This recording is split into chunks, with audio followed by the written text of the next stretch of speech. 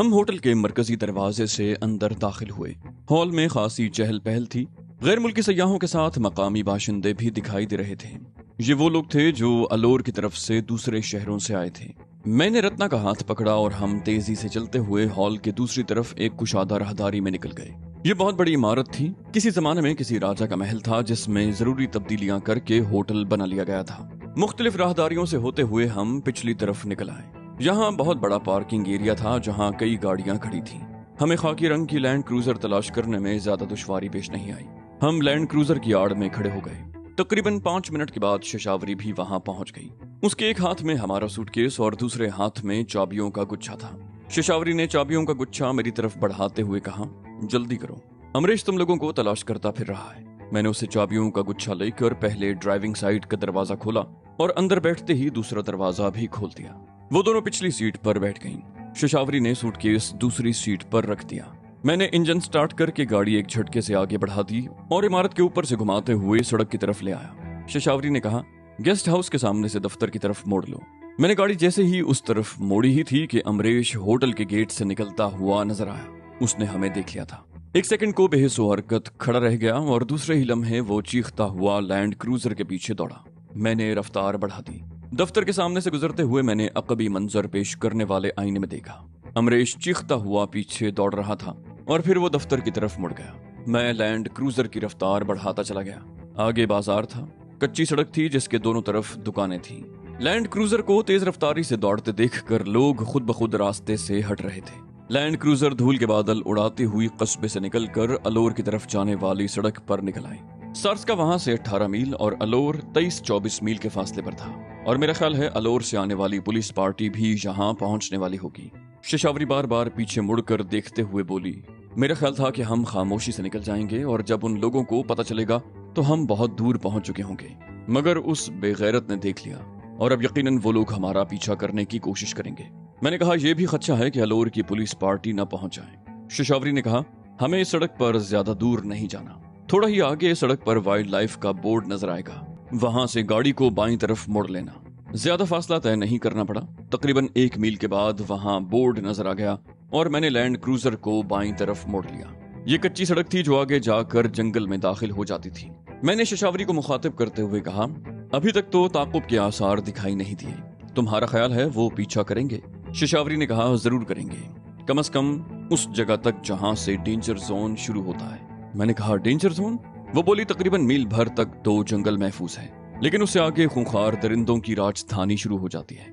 वहां एक बोर्ड लगा हुआ है जिस पर वाज़े तौर पर यह हिदायत दर्ज हैं कि उससे आगे खूंखार दरिंदे आजादी से घूमते हैं, इसलिए किसी को आगे जाने की इजाजत नहीं। लेकिन यह मामला चूंकि तुम लोगों का है, इसलिए हो सकता है कि पुलिस की कोई पार्टी दूर तक हमारा पीछा करे। मैंने पूछा, ये जंगल कितना बड़ा है और अगर हम लोग दरिंदों से बचकर दूसरी तरफ भी निकल जाएं तो कहां पहुंचेंगे? वो बोली, ये खतरनाक जंगल मीलों दूर तक फैला हुआ है। अगर हम दूसरी तरफ निकलने में कामयाब हो गए तो कोटपुतली पहुंच सकेंगे, जो तकरीबन 60 किलोमीटर के फासले पर है। मैंने डायल की तरफ देखते हुए कहा, गाड़ी की टैंकी में तेल बताने वाली सुई दरमियान में हरकत कर रही है, क्या इस ईंधन में हम वहां पहुंच सकेंगे? शशावरी ने कहा, मैंने बहुत सोच समझकर इस गाड़ी का इंतखाब किया है। पीछे पेट्रोल के 5-5 गैलन वाले 3 जेरी कैन भरे हुए हैं, पानी का एक कनस्तर भी है, इसलिए इस सिलसिले में हमें कोई दुश्वारी पेश नहीं आएगी, बशर्ते कि हम रास्ता न भटक जाएं। मैंने कहा, तो गोया रास्ता भटक जाने का भी इम्कान है। वो बोली, कई साल पहले कोटपुतली तक जाने के लिए इस जंगल में एक बाकायदा रास्ता हुआ करता था, लेकिन पैदर पे कुछ अफसोसनाक वाकयात पेश आने लगे। बाज़ दरिंदों ने चलती गाड़ियों पर हमले करके मुसाफिरों को नुकसान पहुंचाया था, इसलिए इस रास्ते पर आमदोरफ्त बंद हो गई। वो रास्ता भी अब झाड़ियों और पौधों में छुप गया होगा।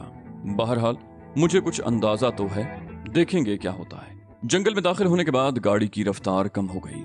दोनों तरफ से झाड़ियां और दरख्तों की शाखें गाड़ी से टकरा रही थीं।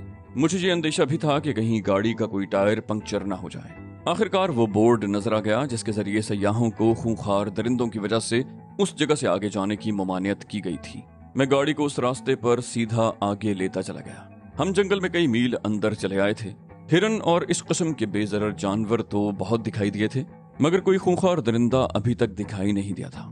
मैंने कई मर्तबा मुड़कर रत्ना और शशावरी की तरफ देखा। उन दोनों के चेहरों पर हल्का सा खौफ था। रत्ना ने तो अपना पिस्तौल निकाल कर गोद में रख लिया। गाड़ी के तमाम शीशे अगरचे बंद थे, लेकिन शशावरी की इस बात ने रत्ना को खौफजदा कर दिया था कि चलती गाड़ियों पर दरिंदों के हमलों की वजह से इस तरफ आमदोरफ्त बंद हो गई थी।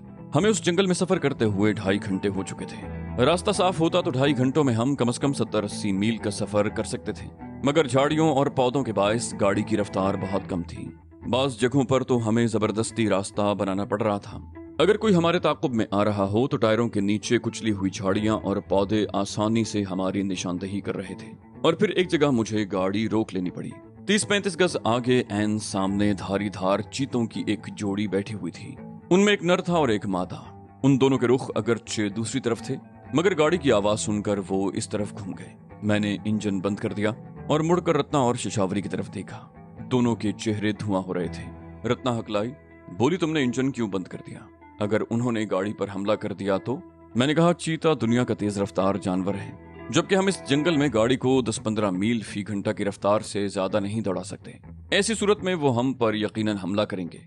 बेहतर यही है कि हम खामोशी से यहाँ बैठे रहें। हो सकता है ये जानवर उठकर किसी और तरफ चले जाएं और हमें आगे निकलने का मौका मिल जाए।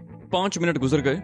दोनों दरिंदे अपनी जगह पर एक दूसरे से अटखेलियां करते रहे और फिर उनमें से एक टहलता हुआ यहाँ गाड़ी की तरफ आ गया।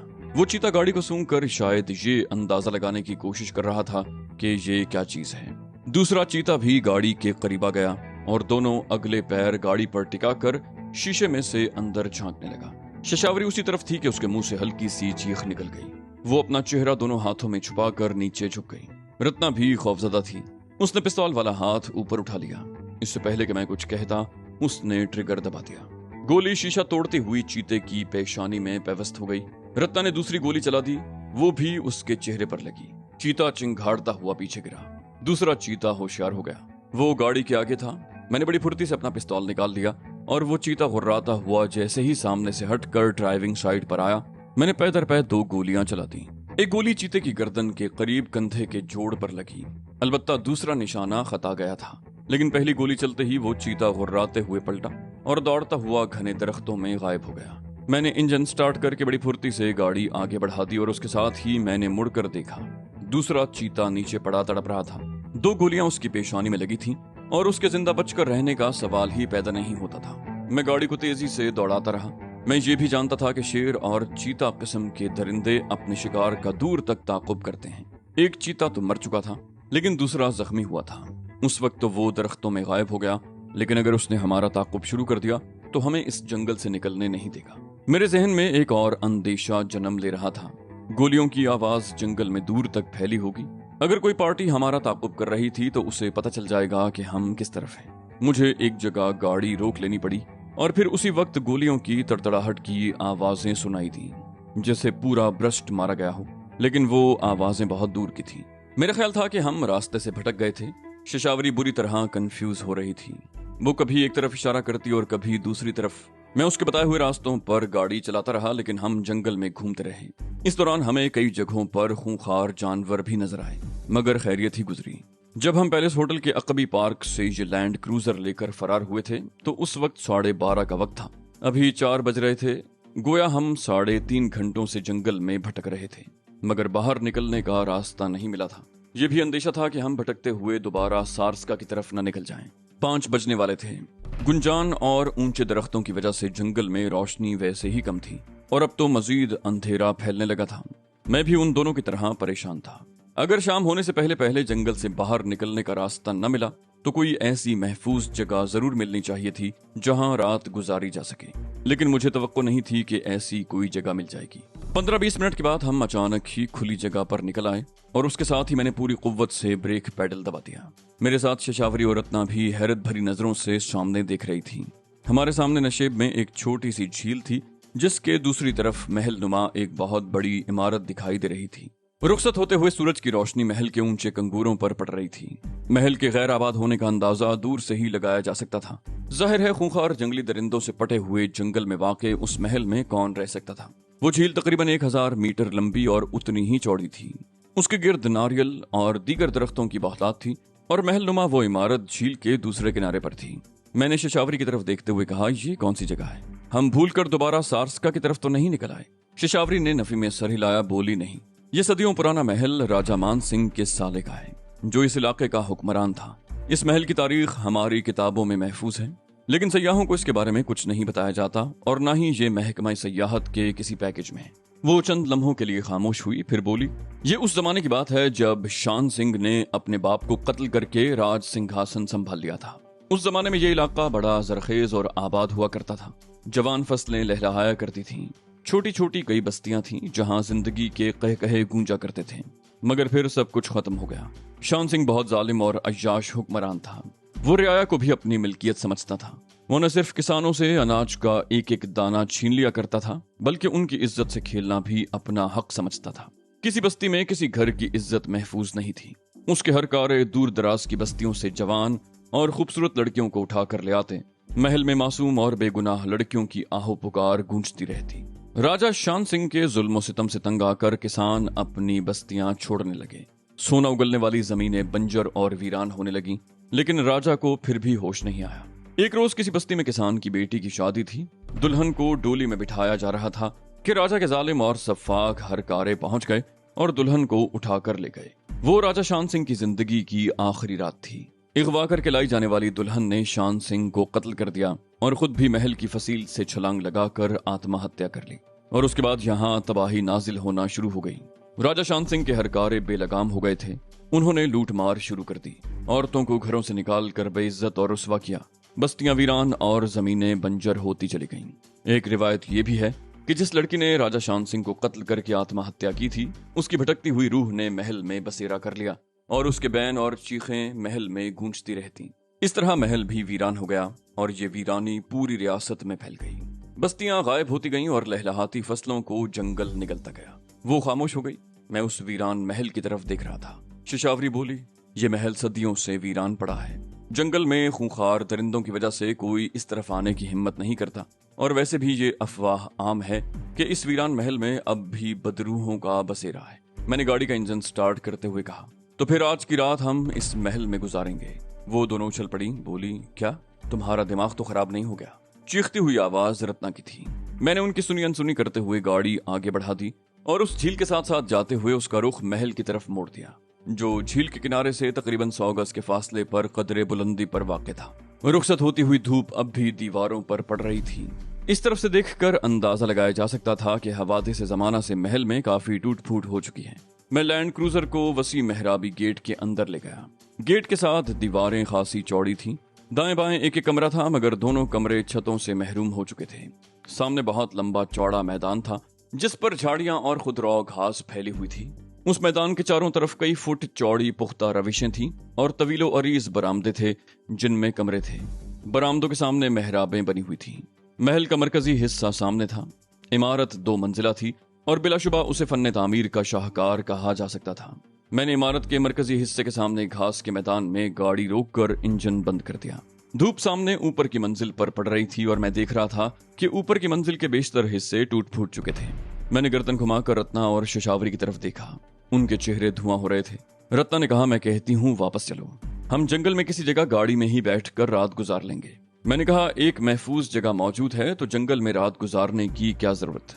दाईं तरफ एक जगह बरामदे के 2 सुतून टूटे हुए थे और उसके सामने जो कमरा था उसके दरवाजे की दीवारें भी आधी के करीब टूटी हुई थी और मेरे ख्याल में हमारी गाड़ी उसके अंदर जा सकती थी।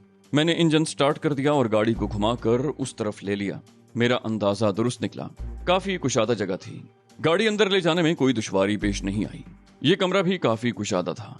कम से कम इस जैसी 3 गाड़ियां साथ साथ खड़ी की जा सकती थी। उससे आगे भी काफी जगह थी। उस महल में शाही खानदान के अफराद रहते थे और जाहिर है कि कमरे बड़े बड़े ही होंगे। मेरा अंदाजा था कि दूसरे कमरे भी इसी तरह कुशादा होंगे। मैंने गाड़ी के अंदर की बत्ती जला दी। मैंने मुड़कर उन दोनों की तरफ देखते हुए कहा, अगर कोई हमारी तलाश में आ भी गया तो फौरी तौर पर हम उनकी नजरों में नहीं आ सकेंगे। शशावरी बोली, और अगर कोई भटकी हुई रूह यहाँ आ गई तो? मैंने कहा, उन रूहों की दुश्मनी राजा शान सिंह और उसके हरकारों से थी। हम तो अजनबी हैं, हमारा उनसे क्या वास्ता। इत्मीनान रखो, रूहें हमें कोई नुकसान नहीं पहुंचाएंगी। अब इत्मीनान से अलग अलग सीटों पर पैर फैलाकर बैठ जाओ और अगर महल की सैर करना चाहो तो नीचे उतर चलो। शशावरी बोली, नहीं, हमें सैर नहीं करनी। ये कहते हुए वो पिछली सीट पर चली गई और टांगें फैलाकर नीम दराज हो गई। अभी शाम हुई थी और हमें पूरी रात इस गाड़ी में इस जगह बैठे बैठे गुजारनी थी। सुबह नाश्ते के बाद हमने कुछ भी नहीं खाया था और उस वक्त भूख लग रही थी।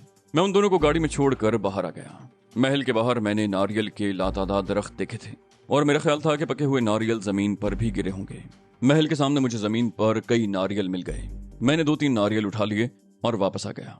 मैंने नारियल छीलने के लिए टूल बक्स में से 2 पाने निकाल लिए। तकरीबन आधे घंटे में मैंने तीनों नारियल छील कर गिरी निकाल ली और एक टुकड़ा अपने पास रख कर बाकी उन दोनों के हवाले कर दिया। नारियल खाते हुए न जाने क्या सोचकर रत्ना ने सूटकेस अपने सामने रख कर खोल लिया। वो चंद लम्हे सूटकेस में कुछ टटोलती रही, फिर उसकी घुटी घुटी सी आवाज आई, गजब हो गया ना जी। मैं उसकी आवाज सुनकर चौंक गया। क्या हुआ? वो बोली, इसमें नकदी और जेवरात वाला एक बंडल गायब है। मैं उछल पड़ा। वो बोली, हाँ ये देखो। रत्ना ने सूटकेस का ढकना पूरी तरह खोल दिया। बोली, 2 साड़ियों में बंडल बनाए गए थे ना, एक बंडल गायब है। मैं अपनी सीट से उठकर पिछली सीट पर आ गया। यशोधर के क्वार्टर में हमने शशावरी के कहने पर तमाम जेवरात और करेंसी नोटों के बंडल सूटकेस से निकाल कर रत्ना की 2 साड़ियों में लपेट कर अलग अलग तकियों में ठूस दिए थे और वो बंडल अलग अलग ही नंदनी के बंगले पर ले आए थे। बाद में उन्हें शशावरी के लाए हुए अटैची केस में जूं का तूं रख दिया था। गुज़श्ता रोज नंदनी के सामने ही वो सूटकेस खोला गया था और ड्राइवर और दूसरे 2 आदमियों को रिश्वत देने के लिए एक बंडल में से रकम निकाली गई थी और फिर रत्ना ने नंदनी को भी कुछ रकम और एक कंगन पेश किया था। उसने कंगन कबूल कर लिया था मगर रकम नहीं ली थी और रत्ना ने मेरे सामने ही वो रकम उस बंडल में लपेट कर दोबारा सूटकेस में रख दी। वो दोनों बंडल सूटकेस में रखे गए थे तो फिर एक कहाँ गायब हो गया? मेरे दिमाग में झमाका सा हुआ। ओह, कल रात जब ड्राइवर उसका हेल्पर बंगले में आए थे तो नंदनी ने हम दोनों को सिटिंग रूम में बुला लिया था और हमें भी वहीं छोड़कर चाय बनाने के लिए चली गई थी। उसकी वापसी आधे घंटे के बाद हुई थी। मुझे यकीन है कि इस दौरान उसने सूटकेस में से एक बंडल भी गायब कर दिया होगा। बहुत हमदर्द और नेक बनी हुई थी हमारे सामने। मौका मिलते ही हाथ साफ कर गई। शशावरी ने कहा, मैंने पहले ही तुम लोगों को नंदनी के बारे में खबरदार कर दिया था। मैंने कहा, उसकी बातों से हमें यकीन हो गया था कि वो वाकई हमसे मुखलिस है और उसके दिल में कोई लालच नहीं है और शायद इसलिए हमसे गलती हो गई और हमने अपना सब कुछ उस पर जाहिर कर दिया। बहरहाल ये उसकी मेहरबानी है कि उसने सब कुछ गायब नहीं किया और कुछ हमारे लिए छोड़ दिया। रत्ना बोली, लानत हो उस पर।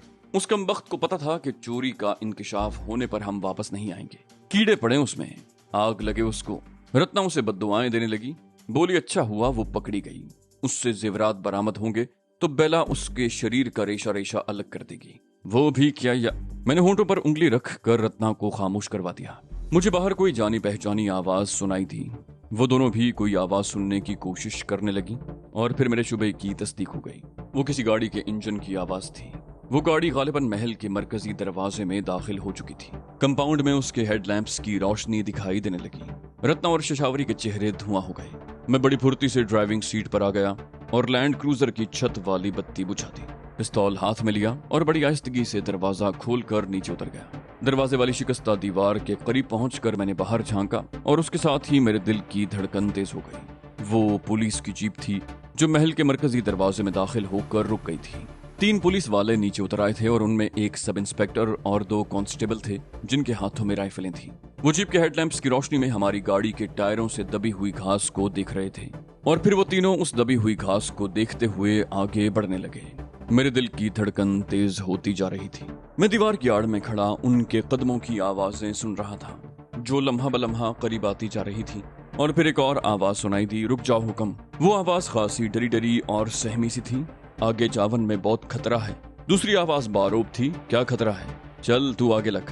पहली सहमी हुई आवाज ने कहा, हुक्म। महाराजा शांत सिंह का महल है, यहाँ अब भी कौशल्या की आत्मा भटकती रहती है। मैंने अभी अभी किसी नारी के रोने की आवाज सुना हूँ। वो तीनों शायद वहीं रुक गए थे क्योंकि अब कदमों की आवाजें सुनाई नहीं दे रही थी। अलबत्ता उनकी बातों की आवाज अब भी मेरी समाज से टकरा रही थी। वो भारी आवाज सुनाई थी, कौन? कौशल्या। वो गालिबन सब इंस्पेक्टर था जो उस पार्टी का इंचार्ज था। कांस्टेबल बोला, वही कौशल्या जिसे महाराज शांत सिंह के आदमी डोली में से उठा लाए थे और इस हवेली में उसका बलात्कार किया था। कौशल्या ने महाराजा शांत सिंह को कत्ल करके आत्महत्या कर ली थी। ये महल इसीलिए वीरान हो गया। यहाँ कौशल्या की आत्मा का कब्जा है। सुनो हुक्म। उसके रोने की आवाज सुनाई दे रही है। एक लम्हे को खामोशी छा गई और उस खामोशी में हल्की सी गुर्राहट सुनकर मैं भी चौंक गया। लगता था जैसे वाकई कोई रो रहा हो। एक लम्हे के बाद वही आवाज दोबारा सुनाई दी तो इस बार मेरे पूरे जिस्म में सनसनी की एक लहर सी दौड़ गई। वो किसी शेर के बहुत हौले हौले गुर्राने की आवाज थी। पहली आवाज आई, वो देखो हुक्म। अब उसमें खौफ नुमाया था। कौशल्या की आत्मा इधर को ही आवत रही है, वो देखो। मैंने दीवार की आड़ से झांक कर देखा। महल के मरकजी हिस्से की तरफ 2 आंखें बिल्लोर की तरह चमकती हुई नजर आ रही थी। ऐसी चमक सिर्फ बिल्ली या शेर की आंखों में ही होती है, जो रात के अंधेरे में भी नजर आ जाती है।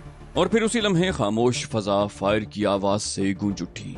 जवाब में एक खौफनाक धाड़ सुनाई दी और पै दर पै गोलियां चलने लगी।